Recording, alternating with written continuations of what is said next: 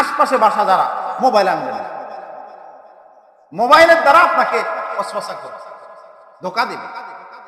সবর আলা তাআত, ইবাদতের ব্যাপারে কি করবেন? সবর করবেন, ধৈর্য ধরে ইবাদত করার চেষ্টা করবেন। রুকুগুলো বহু মানুষ, সময় নেই, আর 1-1.5 মিনিট সময় আছে। বহু মানুষ রুকু করে, রুকুর থেকে উঠে সোজা হয়ে দাঁড়ায়, ধৈর্যটা নাই। রুকুর থেকে ডাইরেক্ট সেজদা, 2 সেজদার মাঝখানে একটু সময় দিতে হয়।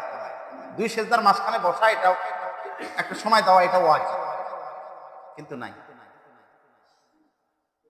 নামাজ কেরাত গুলো, ওয়ারাতিলিল কুরআন তারতিলা, কেরাত গুলো স্পষ্ট ভাবে পড়া, এগুলো ওয়াজিব কাজ, কিন্তু সেগুলো আমাদের মধ্যে নাই।